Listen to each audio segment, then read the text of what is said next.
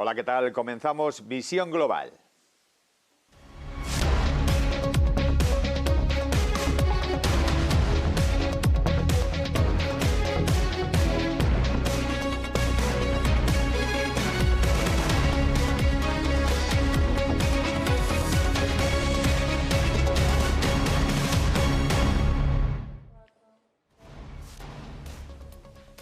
Hola, buenas tardes. Antes de conectar con México y Estados Unidos, repasamos las noticias más importantes del día. Hablando de la recuperación del que se acelera en abril, mucho más de lo previsto, ya que el sector de servicios, el mayor del bloque, se sobrepuso a las nuevas restricciones y volvió a crecer contra todo pronóstico. Con el continente enfrentándose a una nueva ola de infecciones por coronavirus, los gobiernos han vuelto a imponer estrictas medidas de cierre para contener la propagación en algunos países, obligando así a algunas empresas a cerrar y animando a los ciudadanos a quedarse en casa. Sin embargo, el índice compuesto de gestores de compras de Markit sube en abril a un máximo de 9 meses de 53,7 puntos desde el 53,2 de marzo, superando así las expectativas. JP Morgan Asset Management espera un repunte del crecimiento económico global fuerte, sobre todo en el segundo trimestre. En una entrevista a Negocios Televisión, Lucía Gutiérrez Mellado, directora de estrategia de JP Morgan AM España y Portugal, ha señalado que la perspectiva de alza de la inflación creen que es momentánea. Pues mira, con este escenario que acabo de decir, que hay crecimiento económico, donde no hay presiones inflacionistas y donde los bancos centrales van a seguir con políticas monetarias, seguimos pensando que es un escenario favorable para los activos de riesgo. Estamos largos en carteras de renta variable y de crédito. Es verdad que en renta variable reconocemos que las valoraciones están ajustadas, pero también pensamos que este año sí que vamos a ver un crecimiento de beneficios fuerte, así como el año pasado pasó con el crecimiento económico y vimos una caída muy brusca de beneficios. Para este año sí que esperamos un rebote y que aquellos sectores que fueron los más castigados, pues este año lo haga bien. Ese factor de crecimiento de beneficios claramente debería ayudar a las valoraciones. Y el presidente de los Estados Unidos, Joe Biden, tiene planeado duplicar el impuesto sobre las ganancias de capital para las personas más ricas y llevarlo hasta el 39,6%. Junto con una tasa extra existente sobre los ingresos por inversiones, podría llevar los impuestos sobre los beneficios del capital hasta el 43,4%. La subida afectaría a las personas que declaren $1 millón o más en este concepto, frente al tipo base actual del 20%. Y la ministra de Trabajo, Yolanda Díaz, ha adelantado que Bruselas acoge positivamente el plan de reformas laborales propuestas por el Gobierno, medidas que se enviarán previsiblemente la semana próxima. Ahora mismo me he reunido con el presidente del Parlamento, con el señor Sassoli, e igualmente ha sido un encuentro muy positivo. Le hemos también presentado el plan de reformas para la modernización del mercado de trabajo de España. Igualmente tuvo una buena acogida. Y también con el señor Sassoli abordamos temas de gran importancia para el conjunto y el futuro de la Unión, como es la propia conferencia del futuro de Europa, que saben que se inaugura el día 9, y aquí bueno, pues debatimos sobre cuestiones del fondo del modelo europeo y también pues el andamiaje que ha de acompañar, ¿no?, a ese proceso de fondo respecto del futuro de Europa. Por tanto, asuntos de máximo interés. E igualmente con el señor Sassoli también abordamos el pilar de acción social europeo y la cumbre de Portugal.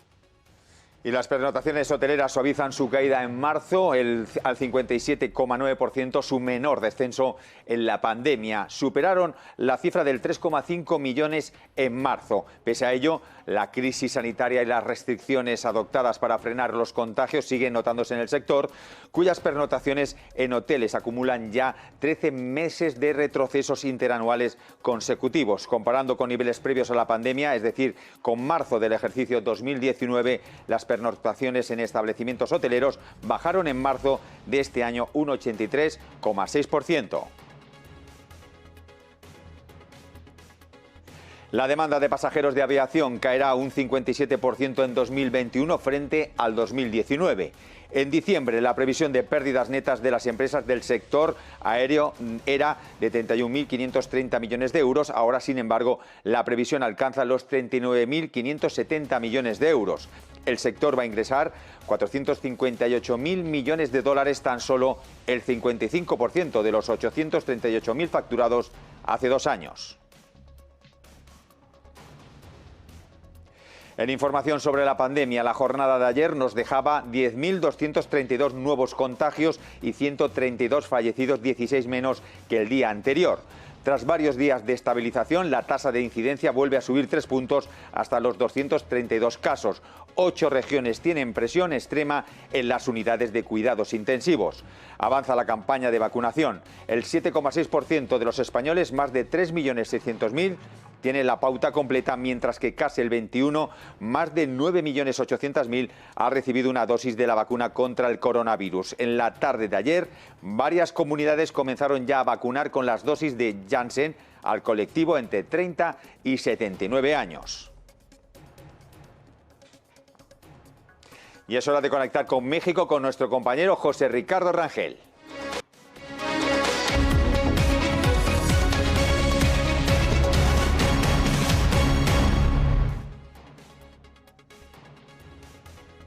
José Ricardo, ¿qué tal? Buenas tardes. ¿Qué tal? Muy buenas tardes, Manuel. Muy buenas tardes, amigos allá en España. Buenos días aquí en México. Y pues, oye, Manuel, una pregunta. ¿Estás muy bien acompañado? Te veo ahí muy bien acompañado con muchos amigos atrás de ti. ¿Dónde estás? Bueno, estoy en una de las librerías más importantes de Madrid, aquí en Madrid, en el barrio de La Latina. Y bueno, estamos aquí dando las noticias desde esta librería de Madrid. Perfecto, entiendo que es el Día Internacional del Libro, entonces, pues muy buena compañía, mi querido Manuel. Y vaya, pues vamos rapidísimo, aquí estamos, les comparto cómo estamos en el mercado de capitales. Estamos en terreno negativo, en 0,12% abajo, y vaya, cabe resaltar que tenemos una noticia en el índice, sobre todo en la parte de las aerolíneas, ¿sabes? Aquí, como podemos ver, la tercera que está teniendo ganancias positivas es, más bien ganancias, perdón, el 4,62% arriba es Volaris, y esto se debe básicamente, queridos amigos, a que precisamente ellos han tenido una gestión muy disciplinada del gasto, y vaya, el día de ayer reflejaron sus reporte financiero, y esto se traduce prácticamente en que esta disciplina que tuvieron de los gastos se reflejó en un flujo de caja positivo. Aproximadamente en euros son cerca de 348 millones de euros en el free cash flow, en el flujo de caja. Y pues vaya, esto es importante porque ahí en el ratio de deuda neta EBITDA, recordemos que este ratio de deuda neta EBITDA es de todo lo que tenga yo de deudas menos pagarlo con la caja. Entonces, cuando este ratio retorna como un índice positivo, más bien negativo, esto quiere decir que que toda mi caja, toda mi deuda la tengo cubierta con mi flujo. Entonces, esta es muy buena noticia, y pues vaya, la interpretación de los mercados está ahí, 4.62 al alza, y pues una lenta recuperación del sector aeronáutico.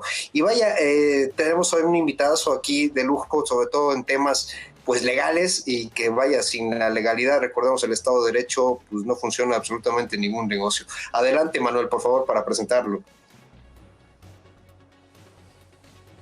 Gracias, José Ricardo. Pues desde esta librería, desde Arranca Telma, le preguntamos y saludamos a Héctor Becerra. Buenas tardes. ¿Qué tal? Muy buenas tardes, don Manuel, don Ricardo. Con el gusto de saludarles y muchas gracias por invitarme aquí a su programa. Un gusto que esté con nosotros aquí en Negocios Televisión. Le quería preguntar, ¿cuál es actualmente la situación actual del Estado de Derecho en México? Bueno, yo te diría una opinión, digamos, personal. Se han juntado muchos factores en México que han estado traduciendo en que todo lo legal se esté colapsando. Lo puedo definir así. ¿Por qué razón? Veníamos con un proceso de cambio para los juicios orales, para una reforma laboral, para una reforma penal, para diferentes cuestiones supuestamente para mejorar, digamos, el ámbito jurídico, y nos cae esto que se llama la pandemia sanitaria, esta del COVID-19. Entonces, todo se ha revuelto más, las autoridades judiciales no han podido pues dar frente, digamos, a la batalla del COVID, porque más o menos una tercera parte de todo el Tribunal Superior de Justicia, ya sea de la Ciudad de México o de todo el país, han fallecido a causa de esta crisis sanitaria. Y además de que los trámites se han vuelto muy lentos, la gente no está creyendo, es la verdad, no está creyendo en el sistema de derecho, lo cual es lamentable, y que invito a todos a que sí crean en el sistema jurídico. Esto es momentáneo, es algo pasajero, nos estamos adaptando y creo que vamos a poder lograr más adelante el que todo vaya mejorando como debe de ser. Los inversionistas, yo les diría que no se espanten tanto para ese efecto, y traten de confiar en México, porque sí tenemos buenas regulaciones y vamos a mejorar en todo. Oye, Héctor, muchísimas gracias por estar con nosotros. Tú que eres experto en todos estos temas legales, recientemente salió un supuesto censo para requisitar pues toda la parte de la telefonía móvil, los biométricos. Ya teníamos algo, un censo, creo yo, de todas las telefonías. ¿Qué diferencia tiene y cómo afecta precisamente el Estado de Derecho de cada uno de los mexicanos? Y pues vaya, ¿por qué no seguimos con el censo anterior? Claro, bueno, en la época del expresidente Felipe Calderón, ya se había impulsado este tipo de cuestiones de reformas a las telecomunicaciones para efecto de que se tuviera un control mayor, digamos, en toda la gente que utiliza los servicios móviles y todo este tipo de servicios de telecomunicaciones. En su momento no se pudo dar más allá las cosas, la gente se opuso mucho y nada más se logró tener algunos pequeños datos, digamos. Ahorita esto que bien comentas tú, don Ricardo, nos están pidiendo que ya todo nuestras huellas digitales, todos nuestros biométricos, ya sí los tengan las empresas de telefonía, que los tenga el gobierno registrado. Esto se supone que es con la finalidad de que pueda existir mayor transparencia en quién usa un móvil, quién usa una IP, digamos, para hacer algún tipo de comentarios en internet, de cosas. Lamentablemente, la gente no creemos en que nuestros biométricos estén totalmente salvaguardados si los llegan a tener las empresas de telecomunicaciones o el mismo gobierno. Esto porque sabemos que en México, por los procesos que se están dando de mejora en las leyes, de mejora en el gobierno, lamentablemente se ha prestado a mucha corrupción, a mucho río revuelto, y la gente no confiamos en la parte de que eso no vayan a hacer un mal uso de mis biométricos y que traten de con eso hacer fraudes sin que siquiera yo esté enterado y que al rato me meta en un problema legal. Entonces, realmente ahorita se está dando esta reforma, la gente está muy molesta con esta parte y bueno, ya se interpusieron algunos medios legales para suspender el que evolucione esta nueva ley que se va a tener que llevar a cabo en algún momento, si es que se sigue impulsando, pero bueno, ya muchas personas acudieron al juicio de amparo y con eso ahorita está suspendida todavía esta norma como tal. Y bueno, vamos a ver en qué desemboca, porque muchas veces si el pueblo no lo acepta, no lo quiere, aunque se haya determinado por el Congreso de la Unión un tipo de norma y el Ejecutivo considera que la mayoría de la gente está acudiendo a los medios legales, como sería, insisto, el juicio de amparo, pues se puede llegar a quitar totalmente. A lo mejor en otros sexenios tratarán de llevarlo a cabo, pero a lo mejor ahorita todavía no es el momento idóneo para poderlo llevar a cabo según lo que se está viviendo aquí en México. Oye, Héctor, una pregunta en relación, tú acabas de decir que pues no estamos creyendo, a lo mejor estamos perdiendo la fe en nuestro sistema legal. Bajo tu experiencia y sobre todo con todo este contexto que hemos tenido de modificaciones o supuestas reformas de ley a la parte energética, a la parte laboral, entiendo que nosotros podemos interponer ciertas cuestiones ahí. ¿Cómo se ha desenvuelto durante todos estos últimos 3 años este tema? ¿Le estamos brindando esta certeza a los inversionistas? ¿Existe algún riesgo pues como ciudadanos y como inversionistas que quisieran invertir aquí en México? Bueno, lo que pasa es que digamos que partamos de que la pandemia sanitaria, el COVID-19, fue un problema a nivel mundial, digamos, ¿no? Pero en México, insisto, veníamos tratando de hacer cambios, porque tenemos actualmente un presidente que ha tratado de hacer cambios de raíz, de fondo, digamos, y esto pues ha colapsado y ha cambiado las formas de hacer de hace muchos años. Entonces han estado dándose nuevos tipos de normas, de leyes, y bueno, esto ha estado cambiando mucho la parte de los juicios, que veníamos de un sistema tradicional y ahora queremos hacerle un juicio oral. Son normas que se tienen que ir perfeccionando y se tienen que ir tropicalizando hacia México, igual en el ámbito de la reforma energética, igual en el ámbito de la reforma laboral. Yo te podría decir que actualmente incluso se está haciendo ya cambios al Poder Judicial Federal, se está tratando de hacer un Código Nacional de Procedimientos Civiles con la finalidad de englobar en una sola norma o un solo cuerpo normativo todo lo referente a las cuestiones civiles, que van muy de la mano con todo lo que quieren hacer los inversionistas, porque tiene que ver con el Código de Comercio, con las instituciones de crédito. Yo ahorita digo, lo que noto en mi pensar es que sí tenemos un poquito revuelto, digamos, la sociedad mexicana, pero no por ello se tienen que ahuyentar, porque hay negocios muy seguros por parte de los inversionistas. Lamentablemente muchos, pues bueno, están tratando incluso de salir del país y irse a otro lado, que a lo mejor puede ser momentáneo, a lo mejor ya cuando regrese México a cierta normalidad, podrían regresar estos inversionistas.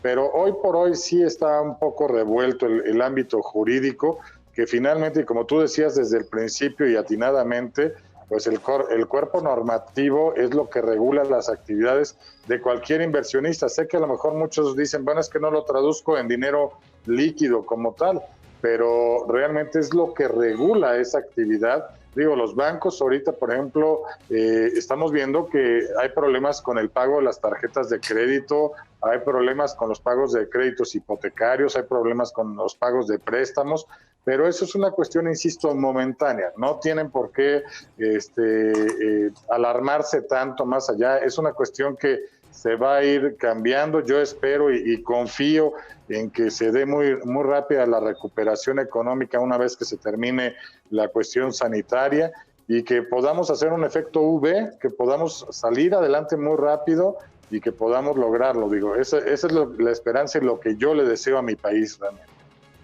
Oye, Héctor, finalmente para irnos, tú llevas la parte, obviamente, estás muy empapado en la parte financiera, sobre todo pues cuando llegan estos defaults en las carteras. ¿Crees que ha habido algún apoyo, alguna esta tan denominada apoyo por parte de la banca hacia los deudores? La banca, yo tengo ahí un poquito de rareza, porque yo esperaría que hubiera más apoyos. Lo que veo que está haciendo es que se están renegociando los adeudos, no se están haciendo quitas, se están renegociando en cuanto a tiempos, en cuanto a algunos aspectos de entendimiento o pidiendo incluso más garantías, pero no se están haciendo quitas de cosas. Y eso, digo, no sé los banqueros por qué lo están haciendo, a lo mejor ellos ya hicieron una cuantificación numérica de que es mejor para sus intereses llevarlo a cabo de esa forma. Pero yo esperaría que a lo mejor un poquito más adelante, hablo de algunos meses, posiblemente sí tengan que repensar bien qué es lo que van a hacer los bancos, porque digo, ahorita seguimos viviendo la parte esta de la crisis sanitaria pero las secuelas propiamente económicas yo creo que las vamos a ver en los próximos meses, y ahí es donde a lo mejor los mismos bancos van a tener que ver si hacen algunas quitas o si hacen algunos otros proyectos, programas para poder hacer que esto funcione de una forma distinta, porque si no, pues van a tener muchos asuntos legales que van a querer ventilarlos a través del Poder Judicial, que de por sí, insisto, el Poder Judicial ahorita ya está rebasado. Yo creo que ahorita lo ideal sería que vayan viendo qué es lo que va pasando, pero tengo entendido que las tarjetas de crédito, la mayoría de las personas no las puede pagar, no hay liquidez. Estamos en una etapa donde nos quedan menos de 2 meses para que se celebren las elecciones intermedias aquí en México, y eso yo creo que mucha gente están, digamos, a la expectativa de qué es lo que va a pasar para luego ya soltar o invertir esos recursos. Entonces yo creo que sí deben ahorita de los bancos tratar de visualizar hacia futuro qué es lo que va a ocurrir y que ellos tomen medidas en esta parte, ¿no? Perfecto, doctor. Pues muchísimas gracias. Ahí, nada más como comentario, la Comisión Nacional Bancaria, el órgano regulador de aquí de México, pues les aconsejó a todas las instituciones financieras de limitar precisamente en un 25% de los dividendos para los trimestrales. Entonces, pues ahí habrá que estar atentos para rentabilidad versus... Nos dice mucho eso. Sí, ahí lo dejamos en la mesa. Muchísimas gracias, mi querido Héctor. Manuel, muchísimas gracias y pues feliz día del libro. Igualmente, Héctor Becerra, gracias por estar en Negocios Televisión. Buenas tardes. José Ricardo. Muchas gracias a ustedes. Gracias, Manuel. Nos vemos el día lunes. Gracias, Héctor. Hasta luego. Hasta luego. Muy buen día. Gracias. Pues nos vemos ahora en la entrevista que ha hecho Visila Bococo, nuestra corresponsal en Estados Unidos, que habla de las redes sociales como herramienta de visibilidad de negocio. Nosotros nos vemos el próximo lunes. Pasen un buen fin de semana. Buenas tardes. Adiós.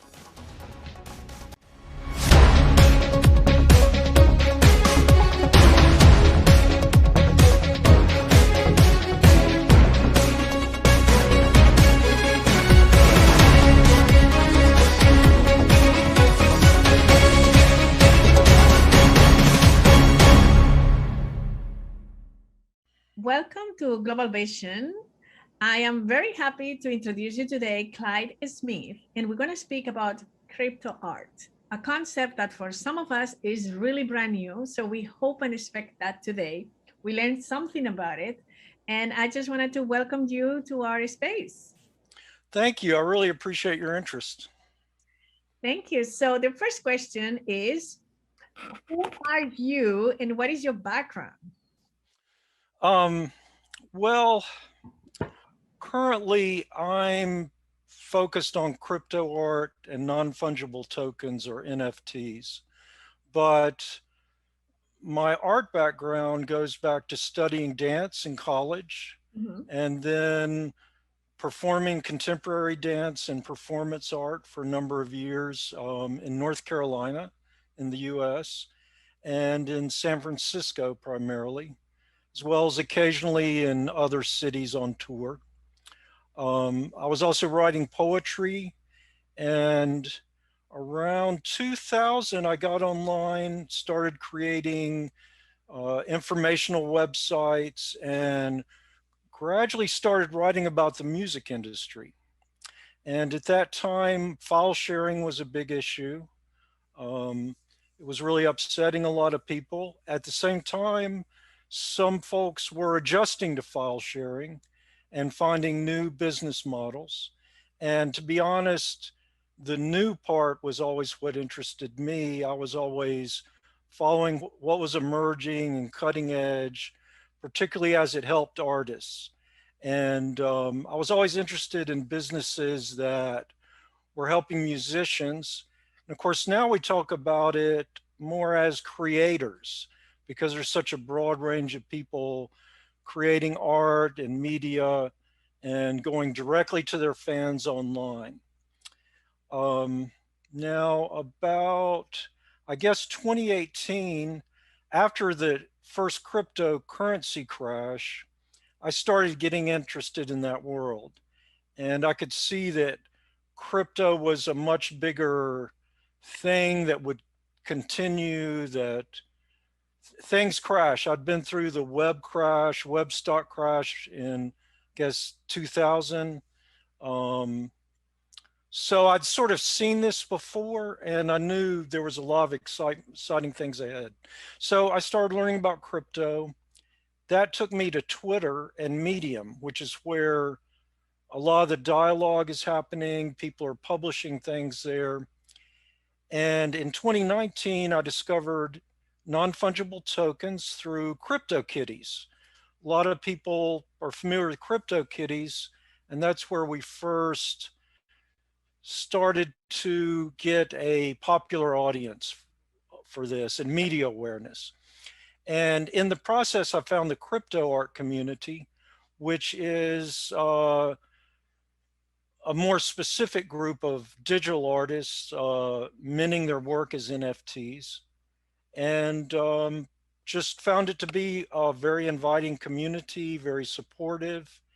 And that's taken me into a whole series of projects, first related to crypto art and then to NFTs more generally.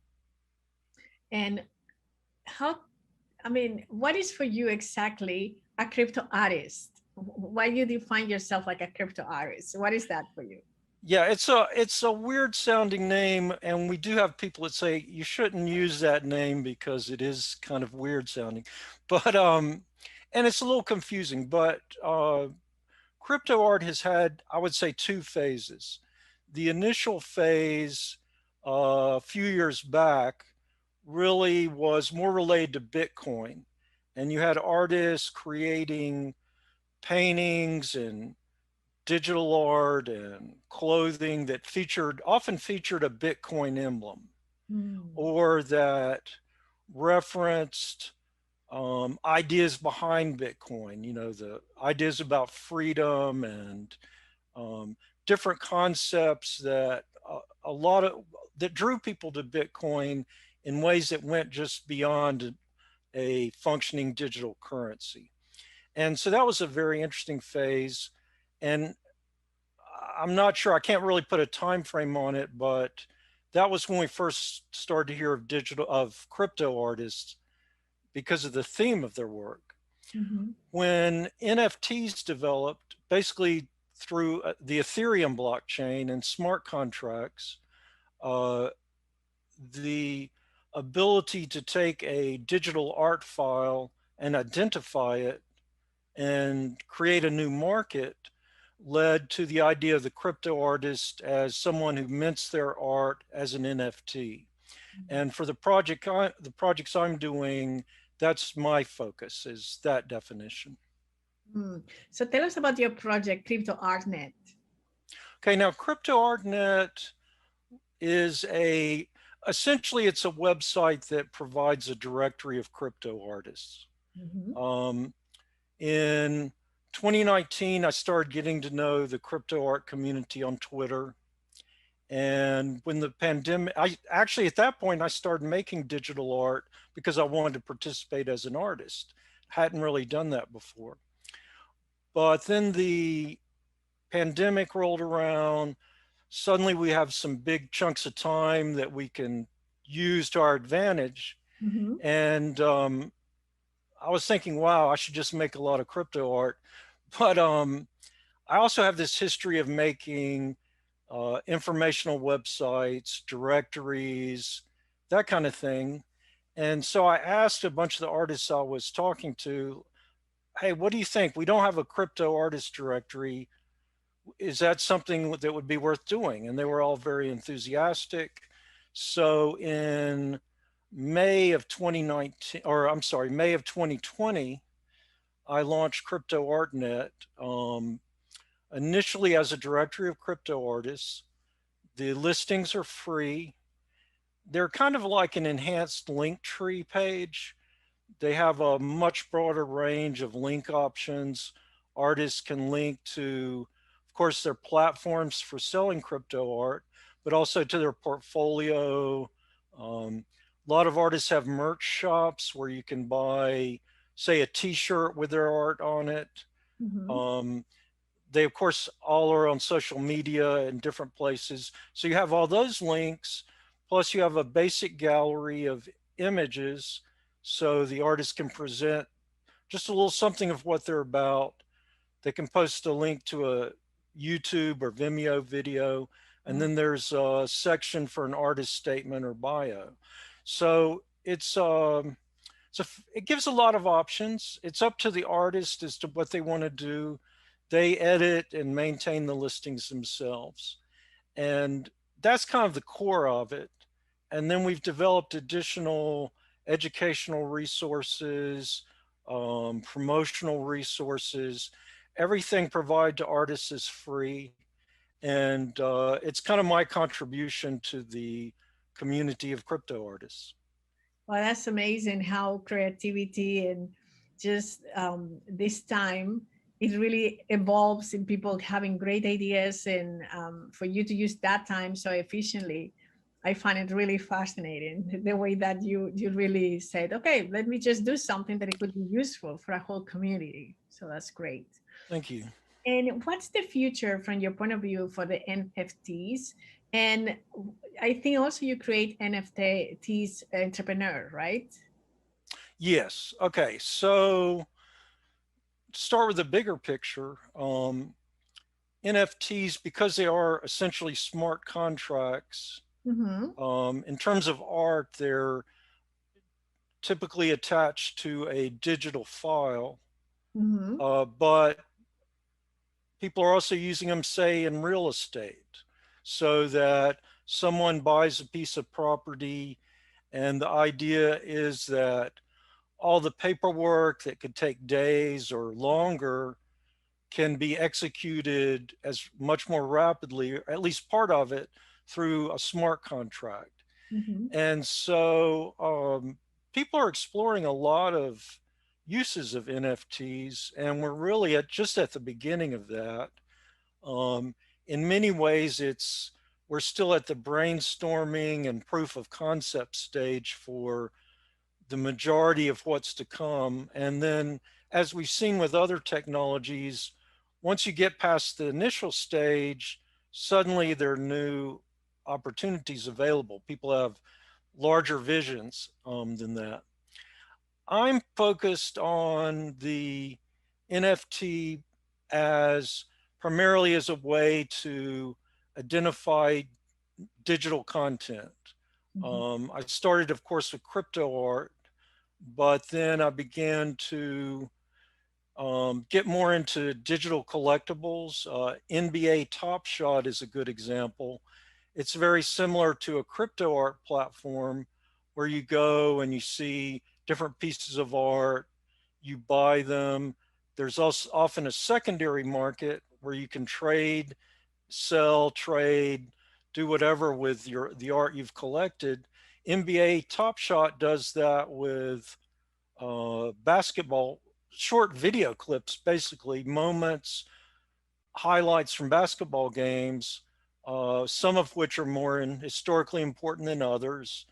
So they have different kinds of value.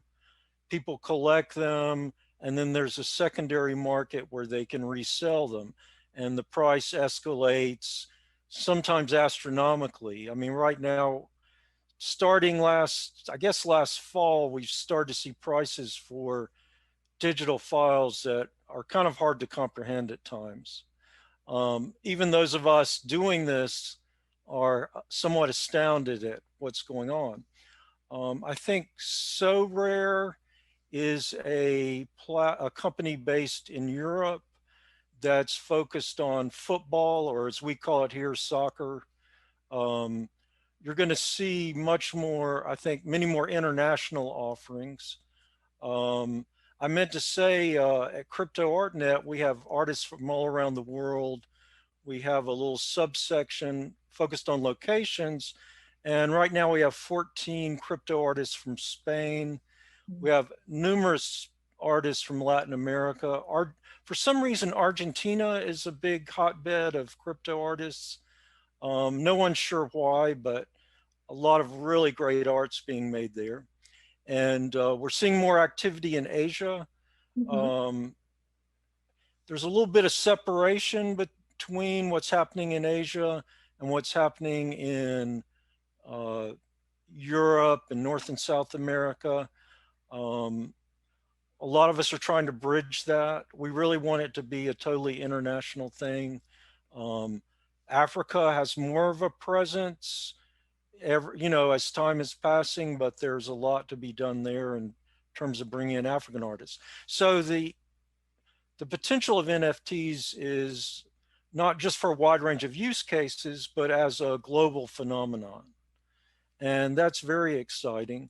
I'm trying to, in addition to my work supporting artists, I'm starting to do more business writing about NFTs, not just in crypto art, but in collectibles. I'm really focused on the digital side though, like say the real estate example, I'm not really looking at that. My expertise is really in digital media. So what I've done is started a newsletter and just really getting going. I've also written a little bit for The Defiant, which is a website that started with a focus on DeFi, the financial movement that emphasizes decentralization. But now they're publishing a lot about NFTs and other aspects of new developments. So I'm writing some for them and hopefully going to be doing a lot more of that in the future. So of course, that's the talk lately about this amazing amount of money that someone paid 69.3 million in this bidding in Christie's. What is your opinion about it? Well, it's kind of a complex topic. Things seem a little overinflated right now. And I mean, I think that was the third highest price for a piece of art, or it's the third highest amount an artist's been paid for their work. I can't remember which it is, but for a digital file, essentially to be getting the same price as a painting by a major historical artist does seem a little out of whack. Now, at the same time, it's too early to call it a bubble, because a bubble involves, I think, almost more of a note of hysteria and everybody's got to get in. We haven't hit that point yet. A lot of us would like to see things. See, it's weird because like people who got the crazy payday for that piece of art, which is based on something like 10 years of work. He's been making pieces of art every day, and that's what went into that piece. At the same time, it creates an atmosphere that gets much more focused on high prices. That's what all the headlines are about. And a lot of people that are making art, they're about the art first. They're excited to have a new market. There are a lot of people who have been in fields like, say, special effects for the music industry, who have always worked for clients. They suddenly now have a market that includes them as artists. And then you also have very traditional artists who are adapting their work for a digital format. Photographers, video artists. I just saw a new platform for street dance, including hip hop dance. So that are doing moments kind of like the NBA Top Shot moments. So there's a lot of activity, and the question of, is it really healthy to have pricing at this level?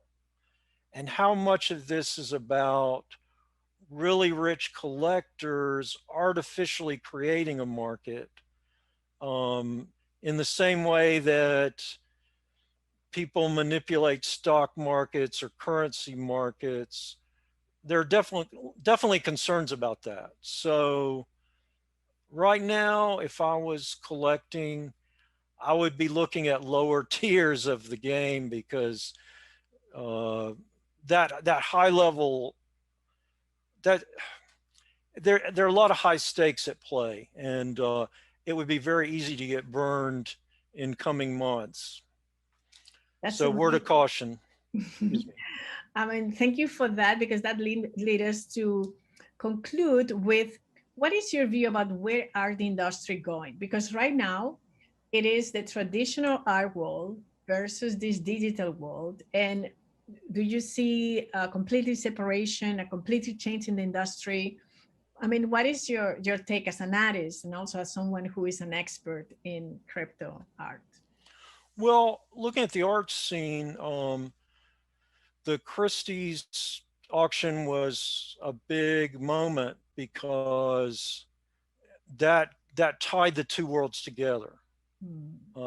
Sotheby's is now working on a auction of some sort with another leading artist, or artist group. It's an anonymous artist who goes by PAK, P-A-K. So it's interesting, because at a very high level, the two worlds are meeting. But what a lot of people don't realize is that there are a lot of traditional artists making crypto art. At an artistic level, we have people who've done everything from bronze sculpture to paintings to printmaking. They're finding ways to do digital art. We have people that have only done digital art. So I think a lot of the barriers between, for one thing, traditional art institutions and crypto art will continue to come down, because digital art itself is finding a place in museums and galleries. And this will only strengthen the movement of digital art into traditional institutions. I think the other side of it is educational. There are a lot of misconceptions about NFTs in the art world right now. There's been some conflict between artists from outside the scene and artists making crypto art. And so right now we're in a transition period where people are encountering the ideas, learning more about it. I think at the end of the day, when you look at the art world, there are a lot of different sectors within the art world. And you have community arts, you have high art. Certainly back in the 80s and 90s, we saw more, and even in the 70s, we saw much more popular art come into the institutions, and also a more popular awareness of major artists. So I think there'll be a sense of a separation for a bit longer, but we're going to see those barriers come down. And I think a lot of excitement among new artists for a market that really hasn't existed until the last few years. Wow. Well, thank you so much, Clyde. I think it's been really, I mean, it is a way that you explain things that really, really is clear. Thank you. From my point of view, for me, it has been extremely useful, and I hope also for our audience is the same. But honestly, thank you so much for your time, for your generosity, just explain us how is the game right now with crypto art. So thank you. Thank you. I really appreciate your having me on the show. Thank you so much.